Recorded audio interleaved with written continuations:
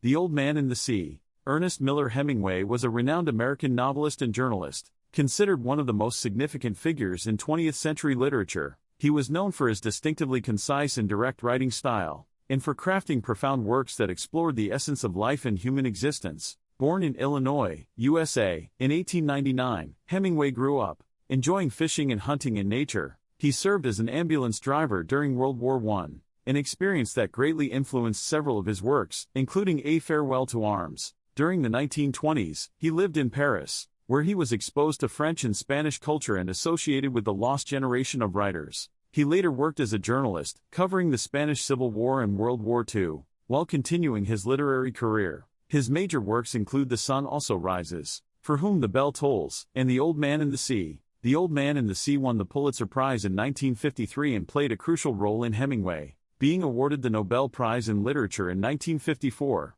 However, in his later years, he suffered from deteriorating health and mental anguish, ultimately taking his own life in 1961. In a small Cuban fishing village, an old fisherman named Santiago has gone 84 days without catching a single fish. Though he has spent a lifetime fishing, he has grown old, and his strength is not what it once was. The villagers mock him as an unlucky old man, and even his loyal young apprentice, Manolín, is forced by his parents to leave Santiago and work on another boat. However, Manolín still deeply respects and cares for Santiago. Every evening, he visits the old man's shack, bringing him food and spending time talking about baseball. Their conversations often revolve around the New York Yankees and Joe DiMaggio, who, despite his injuries, continues to play with unwavering determination. Santiago draws great inspiration from DiMaggio's perseverance. Although Manolín can no longer accompany him, Santiago feels sustained by the boy's faith in him. Determined to break his streak of bad luck, he sets out alone on the 85th day,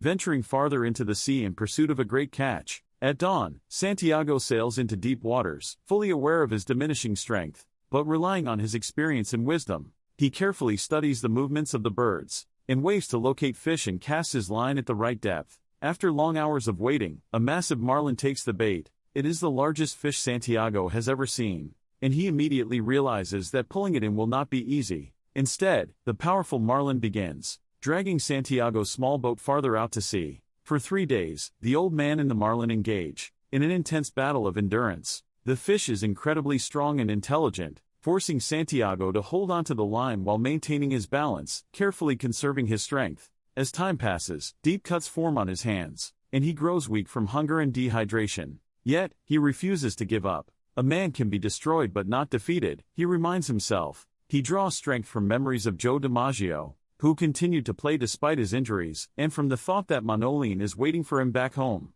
Finally, after 3 exhausting days, the marlin tires and draws close to the boat, summoning the last of his strength. Santiago thrusts his harpoon into the marlin's heart, claiming victory. Since the marlin is too large to fit inside the boat, Santiago ties it to the side and begins his journey home. However, the scent of blood attracts a swarm of sharks. The first attacker is a mako shark, a fierce predator with powerful jaws. Santiago fights back with a harpoon, killing the shark, but not before it takes a large chunk of the marlin's flesh. As more sharks arrive, he desperately defends his prize using whatever weapons he canoes, a makeshift spear, and even the boat's rudder. Despite his efforts, the relentless sharks continue to strip the marlin of its flesh, leaving only its skeleton by the time he reaches shore. Though it seems as if he has lost, Santiago takes pride in his battle. He did not surrender and fought with all his might. Exhausted, Santiago returns to the village before dawn, ties up his boat, and stumbles home, collapsing into a deep sleep. The next morning, Manolín visits and is heartbroken to see the old man's wounded